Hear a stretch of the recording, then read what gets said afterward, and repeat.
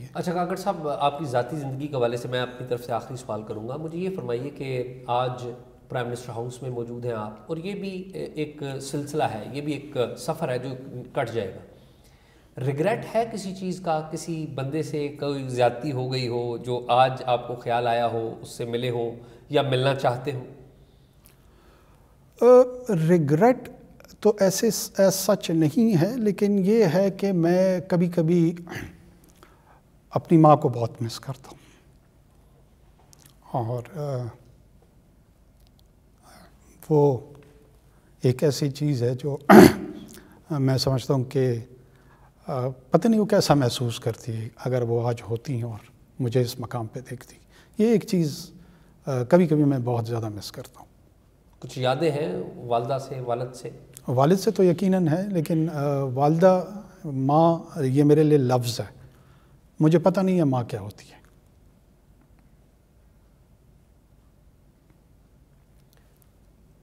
بچے کو یہ بتاتے ہیں؟ آپ کے بچہ ہے ایک بڑا پیارا، اس کو شیئر کرتے ہیں اپنی فیلنگز؟ نہیں، میں چاہتا ہوں کہ وہ اپنے انڈیپینڈنٹ ایکسپیرینسز کریں. He should not have shade and colour of my experiences, کیونکہ دنیا میں ہر آدمی کا اپنا ایک انڈیویجویلٹی ہوتی ہے. تو میں چاہوں گا کہ وہ اپنی انڈیویجویلٹی جو ہے نا اسی کو قائم رکھیں. میں دیکھ رہا ہوں آپ والدہ کے ذکر پہ بڑے تھوڑے سے جذباتی ہو رہے ہیں، لیکن میں جاننا چاہوں گا کہ بہت ساری ویڈیوز آج کل آتی ہیں جس میں مائیں اپنے بچوں سے لپٹ کے رو رہی ہوتی ہیں. ابھی صداقت عباسی صاحب آئے، لاپتہ تھے وہ، اور بھی بہت ساری مائیں. تو ان کو دیکھ کے فیلنگ کیا ہوتی ہے بطور سن ایک انسان کے؟ دیکھیں، میں آپ کو ایک عرض کروں، یہ ایک بہت بڑا انسانی المیہ ہے. انسانی زندگی میں سیاست، جنگیں، ریاست اور انسانی رشتے، ان کے بیچ میں کشمکش رہتی ہے، اور اس کشمکش کے متعلق میں بھی بحیثیت انسان بھی سوچتا ہوں. لیکن جتنی بھی انسانی تاریخ ہے اس نے اس کشمکش میں چند اصول، رہنما اصول جو ہے نا، وہ اپنے اپنے وقت میں طے کیے ہوئے ہوتے ہیں. میری نظر میں اگر آپ ان رہنما اصولوں کو فلاؤٹ کریں گے، ڈیفائی کریں گے، تو ان کے انسانی رشتوں پہ بھی اثرات آتے ہیں. لیکن بہرحال جو انسانی رشتے ہیں ان کی اہمیت اپنی جگہ پر.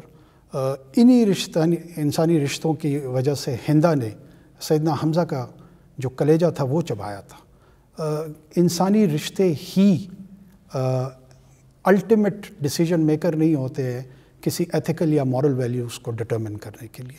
تو بہرحال اس پیرائے میں دیکھتے ہوئے جو قوانین تشکیل دیے جاتے ہیں، جو اصول رہنما وضع کیے جاتے ہیں، ان کی پاسداری جو ہے نا ایک گریٹر لارجر جو سوشل گڈ ہوتا ہے اس کو قائم رکھنے کے لیے لازمی ہوتا ہے کہ ان کو فالو کیا جائے. کاکڑ صاحب، ویسے آپ نے اس جواب کو بہت زیادہ الفاظ میں ملفوف کر دیا ہے.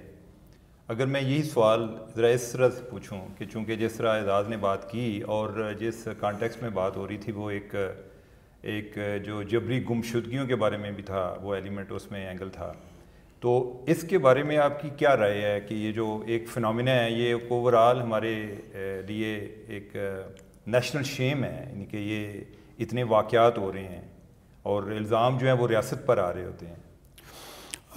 دیکھیں، یہ ریاست پہ جو یہ الزام آ رہا ہوتا ہے اس سے پہلے کی سٹیج پہ ذرا ریاست کے چیلنج کو سمجھنے کی کوشش کرتے ہیں. ریاست کا چیلنج کیا ہے؟ ریاست کا چیلنج یہ ہے کہ ایک طرف نان کمبیٹنٹ سٹیزنری ہے، جو لوگ غیر مسلح زندگی گزارنا چاہتے ہیں، وہ ان کے حوالے سے ریاست کی ذمہ داری بھی ہے، کانسٹیٹیوشنل رسپانسبلٹی ہے، مورل رسپانسبلٹی ہے، لیگل رسپانسبلٹی ہے کہ ان کو سیکیور رکھنا ہے. دوسری طرف ریاست کے اندر ہی اس کے کچھ ایسے شہری آتے ہیں جو وائلنس کو ایز اے ٹول کے طور پہ استعمال کرتے ہیں اور ان کی اس پیسفل ایگزسٹنس کو چیلنج کرتے ہیں. اب ریاست کے پاس 2-3 ٹولز اویلیبل ہوتے ہیں کہ وہ مینجمنٹ اس وائلنس کی کرے، اور ان کی جو پرائم انٹرسٹ ہے to remain safe and secure وہ انشور کریں. لیگل ٹولز آپ کے پاس ہوتے ہیں، ایڈمنسٹریٹو ٹولز آپ کے پاس ہوتے ہیں، اور ان ٹولز کے تحت رہتے ہوئے آپ نے سوسائڈ بامبرز، ایسیسنیشنز، بام بلاسٹ کرنے والے، یہ جو آرمڈ سٹرگل کو جس کی کوئی لیجٹمیسی نہیں ہوتی ہے، جس کا کوئی بھی لیگل اور مورل بیک گراؤنڈ نہیں ہوتا یا وجہ نہیں ہوتی، اس کی مینجمنٹ کرنی کا چیلنج ہوتا ہے۔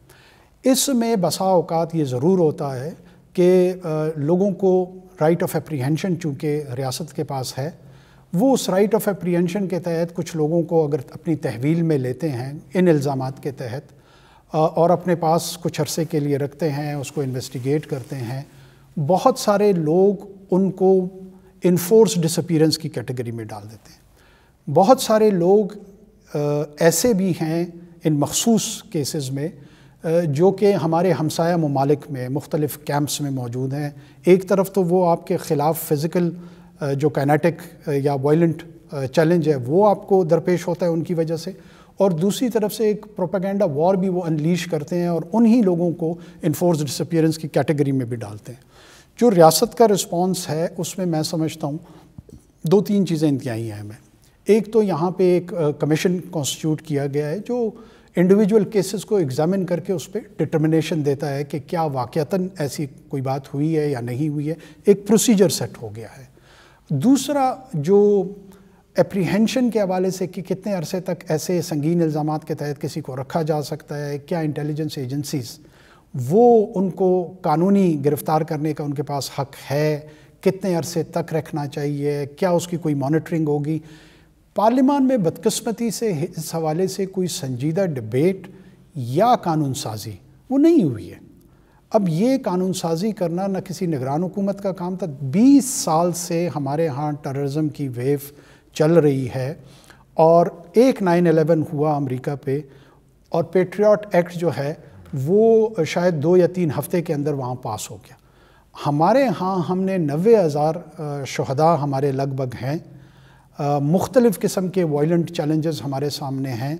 ابھی تک ہم اپنا لیگل فریم ورک نہیں ڈیزائن کر پائے ہیں کہ ان کو ہم کیسے رسپونڈ کریں گے۔ تو ایسے میں آپ کے پاس ایڈمنسٹریٹو کمیاں ہوتی ہیں بعض اوقات، لیکن جتنا وائڈ اسپریڈ ایکیوزیشن ہے میرے خیال میں اتنا ریمپنٹ نہیں ہے ہمارے جتنے ہاں اس کو آؤٹ آف پروپورشن بلو کیا جاتا ہے۔ کاکڑ صاحب، آپ نے جو فرمایا کہ جو وائلنس کو یوز کرتے ہیں ان کے لیے ریاست کے پاس مختلف آپشنز ہوتے ہیں، لیکن ہم ریسنٹلی دیکھتے ہیں کہ صرف وائلنس والوں کے لیے استعمال نہیں ہو رہا، وائلنس کے نام پر بعض لوگوں کو اٹھا لیا جاتا ہے۔ ریسنٹلی ہم نے عمران ریاض خان ان کو دیکھا کہ وہ انلیگل اپیرنٹلی انفورسڈ ڈس اپیرنس میں رہے اور وہ باہر نکلے ہیں تو جو ان کی حالت ہے کہ وہ بولنے سے بھی پراپرلی قاصر ہے۔ شاید ان کے نقطہ نظر سے آپ اور میں ایگری نہ کریں، لیکن یہ ایک شیئر وائلیشن نہیں ہے پاکستان میں بیسک ہیومن رائٹس کی، اور اس کی ذمہ داری کہیں نہ کہیں ریاست اور ریاستی اداروں پر بھی عائد ہوتی ہے؟ دیکھیں، میں ایک اسپیسیفک انڈیویجول کیس کے میرے پاس ڈیٹیلز نہیں ہیں، میں اس کو بھی خیر دیکھ کے اس پہ اپنی اوپینین ایکسپریس کر دوں گا۔ میں 24 کروڑ کے ملک میں جہاں پہ ایک ٹرانزیشنل ڈیموکریسی ہے، جہاں پر جمہوریت اور سوشل آرڈر کو بذات خود بڑے سنجیدہ قسم کے چیلنجز کا سامنا ہو، اب اس نے اگر ٹرانسفارم ہونا ہے اور اس نے سیٹل ڈیموکریسی کی طرف جانا ہے تو جو پولیٹیکل بیہیویئر ہے اس پولیٹیکل بیہیویئر نے ڈٹرمن کرنا ہے کہ کیا آیا ہم پلورلسٹک ایک لبرل ڈیموکریسی کی طرف جائیں گے، یا ہم کسی الیکٹورل اٹوکریسی کی طرف چلے جائیں، یا ہم کسی اولیگارکی کے نظام کی طرف چلے جائیں۔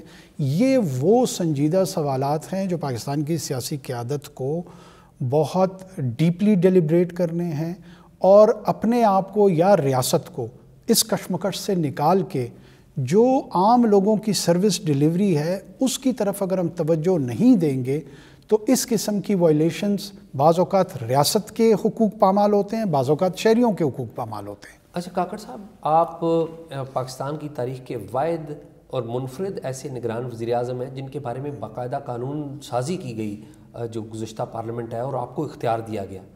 مسنگ پرسنز کے حوالے سے آپ نے ایک کمیشن کا حوالہ دیا، اس کے سربراہ ایک ایسے متنازع شخص ہیں جن کے اوپر بڑے سنگین قسم کے الزامات لگتے رہے ہیں۔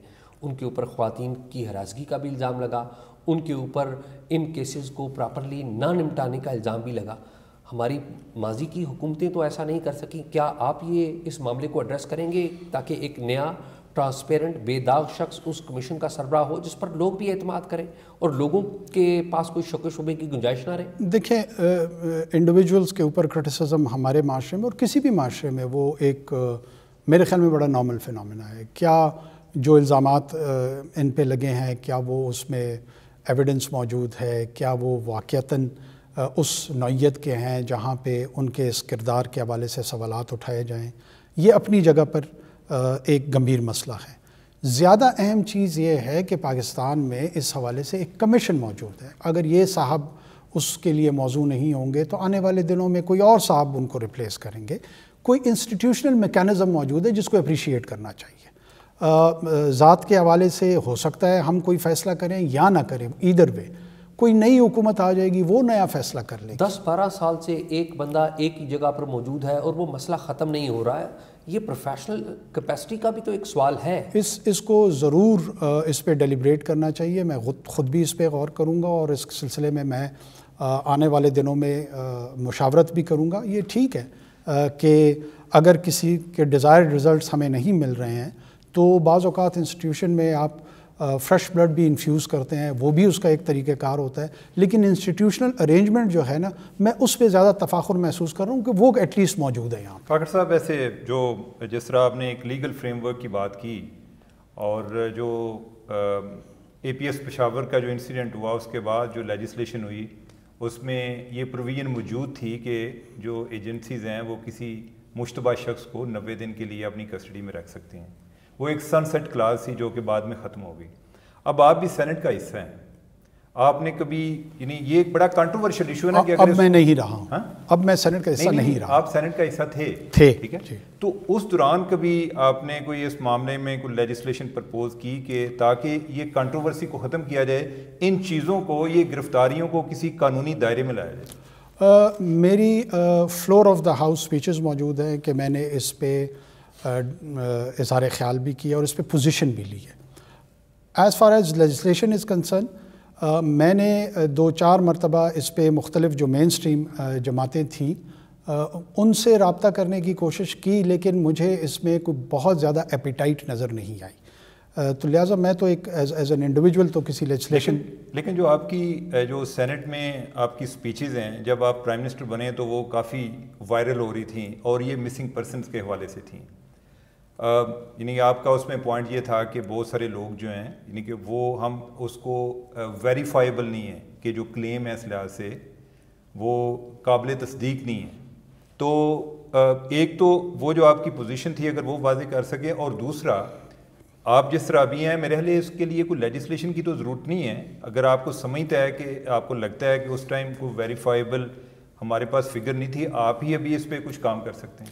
دیکھیں اس وقت یونائٹڈ نیشنز کی انفورسڈ ڈسپلنس کمیٹی نے پاکستان کو 2009 اور 11 کے بیچ میں, اب میں سال میں شاید غلط ہو رہا ہوں, ایک پیپلز پارٹی کی حکومت میں حکومت پاکستان کو خط لکھا کہ جی بڑی کمپلینز ہمیں آ رہی ہیں اور ہم خصوصی طور پہ بلوچستان اور شاید کے پی بھی ان کا وزٹ کرنا چاہتے ہیں.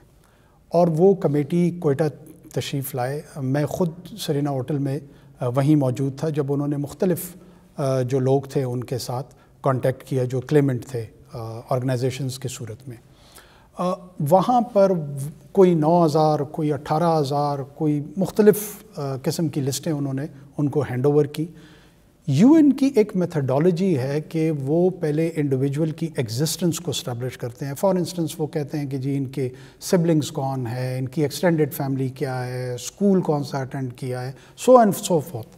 یہ تمام ڈیٹا اکٹھا ہوتا ہے, وہ ایگزسٹنس ثابت ہوتی ہے, اور اس کے بعد جب اس کا وجود نہیں ہوتا تو وہ اس کو انفورس ڈسپلنس کی کیٹیگری میں کاؤنٹ کرتے ہیں. میں جو موقف رکھتا تھا میں وہ یہی عرض کر رہا تھا ان سب لوگوں کے سامنے.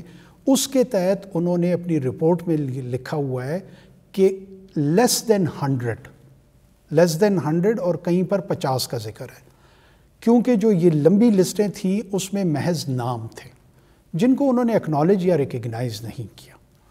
یہی میرا موقف تھا, ہے, اور شاید جب تک آگے ہوگا وہ بھی رہے گا. میں ایون ایک آدمی بھی اگر ڈسپیئر ہے وہ بھی جسٹیفائڈ نہیں ہے.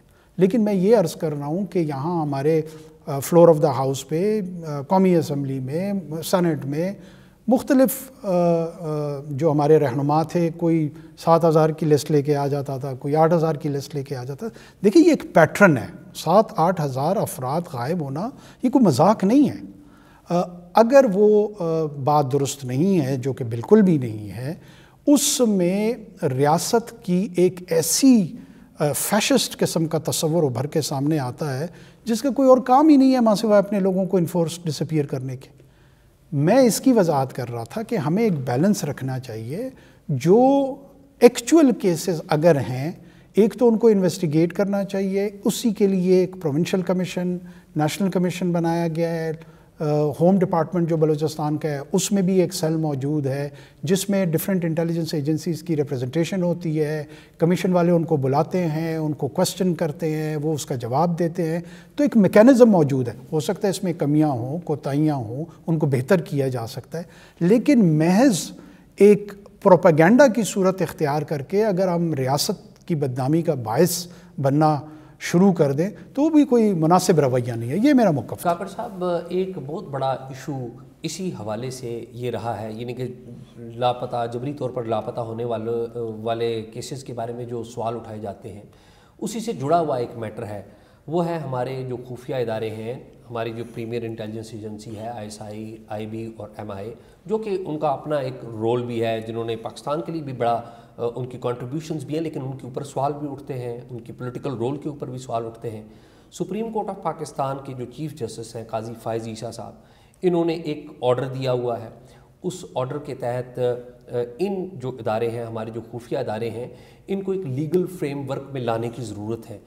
آپ چونکہ پارلیمنٹ میں لیڈ نہیں کر رہے، ایک نگران وزیر اعظم ہے، تو آپ قانون سازی تو نہیں کر سکتے، لیکن ہم نے یہ دیکھا کہ آپ کی طرف سے اس فیصلے کے خلاف جو اپیلیں نہیں کی گئیں، بلکہ جو پہلے سے کی گئی تھی وہ وڈرا کی گئی، تو آپ اس بات کو انشور کرنے جا رہے ہیں کہ یہ جو ہمارے ادارے ہیں وہ کم از کم آپ کے دور حکومت میں اپنا جو لیگل فریم ورک کا کوئی ڈرافٹ ہے وہ تیار کر لیں، جو بھی اگلی حکومت آئے گی آپ اس کو پاس آن کر دیں۔ دیکھیں یہ ان اداروں نے کیوں یہ لیگل ڈرافٹ تیار کرنا ہے، یہ پارلیمنٹیرینز نے کرنا ہے، انہوں نے تو پیسج کرنی ہے، لیکن ان کی ریکمنڈیشن بھی تو ہوتی ہے عام طور پہ طریقہ کار تو۔ دیکھیں ویسے پرائمریلی تو ایسا ہونا نہیں چاہیے، پرائمریلی تو یہ ہونا چاہیے کہ سویلین سپرمیسی کے جتنے بھی سلوگنز ریز کر رہے ہیں جو رائٹلی سو، یہ ان کو ڈرافٹ کرنا چاہیے۔ اب اس ڈرافٹ میں اگر وہ یہ سمجھتے ہیں کہ ان کو مشاورت کرنی چاہیے، ضرور کریں۔ کیا کسی مین سٹریم پولیٹیکل پارٹی نے اس سلسلے میں اپنے مینیفیسٹو میں کوئی چیز لے کر آئے ہیں، انہوں نے کوئی ایکسرسائز کی ہے؟ دنیا میں جہاں پہ قوانین آتے ہیں وہ ڈفرینٹ فیزز میں آتے ہیں۔ ہمارے ہاں قانون سازی کا جو عمل ہے اس میں کیا میڈیا کی مشاورت شامل ہوتی ہے، کیا سول سوسائٹی کی مشاورت شامل ہوتی ہے، کیا اداروں کی مشاورت شامل ہوتی ہے؟ بدقسمتی سے آپ ایڈیشنل ایجنڈاز کے نام پر جب جاتے ہیں ہاؤس میں ہاتھ کھڑے کر دیتے ہیں، آپ کو پتہ بھی نہیں ہوتا ہے کہ آپ کون سی چیز پاس کر رہے ہیں، کون سی چیز نہیں کر رہے ہیں۔ جو کوالٹی ہے لیجسلیشن کی، جس طرح کی اس پہ ڈیلیبریشنز ہونی چاہیے، کمیٹیز میں ان کو جانا چاہیے، اس پہ گفت و شنید ہونی چاہیے، وہ پور کوالٹی کی ہے۔ اور میں بحیثیت ایک فارمر پارلیمنٹیرین، میں اس چیز پہ میرا یقین ہے ایمان کی حد تک کہ جو ہی اس کی کوالٹی بہتر ہونی شروع ہوگی، پارٹیسپیشن اس میں زیادہ ہوگی اکراس دا بورڈ۔ اس میں صرف پارلیمنٹیرینز کی پارٹیسپیشن کی بات میں نہیں کر رہا ہوں، دنیا میں سول سوسائٹی سے بھی انپٹ لی جاتی ہے، پبلک ریپریزنٹیشنز ہوتی ہیں، لوگوں کو بلایا جاتا ہے۔ پارٹیسپیٹری ڈیموکریسی ہے یہی۔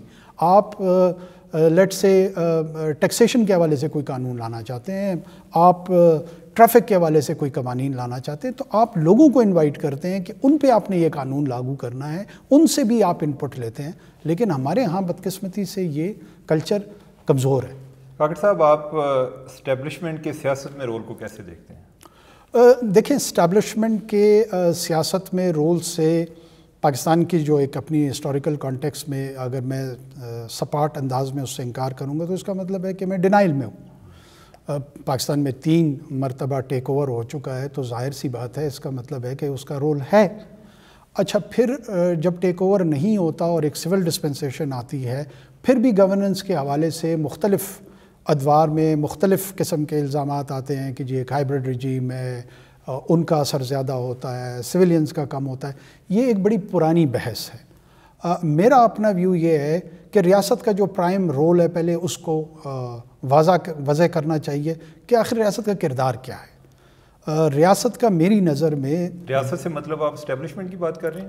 اگر آپ اس کو سمجھ رہے ہیں کہ ریاست اسٹیبلشمنٹ کا نام ہے، میں ایسے قطعاً نہیں سمجھتا. میرے لیے ریاست جو ہے وہ فیڈرل گورنمنٹ اور پروونشل گورنمنٹس کو پہ کانسٹیٹیوٹ ہوتا ہے، اور اس کے اندر ڈفرینٹ آرگنائزیشنز ہوتی ہیں، اور اس کے اجتماع کو میں ریاست سمجھتا ہوں. عام طور پہ مختلف، وہ کبھی ہم ادارے کہہ دیتے ہیں، کبھی ریاست کہہ دیتے ہیں، کبھی اسٹیبلشمنٹ کہہ دیتے ہیں، وہ نام ان کے لیے استعمال ہو رہا ہوتا ہے. میں اس سینس میں بات کر رہا ہوں. وہ ٹھیک ہے، لیکن سیمنٹکس کو درست کرنا چاہیے. جو ریاست ہے، وہ ریاست صرف پاکستان میں نہیں ہے کہ اس کو اسٹیبلشمنٹ سے تعبیر کی جائے. امریکن ریاست کیا ہے، یو کے کی ریاست کیا ہے، فرینچ ریاست کیا ہے، جرمن ریاست، یہ تمام ریاستیں تو ہیں نا. یہ جو قومی ریاستیں ہیں ان کے جتنے اجزاء ہیں، پاکستان میں بھی انہی اجزاء کی میں بات کر رہا ہوں.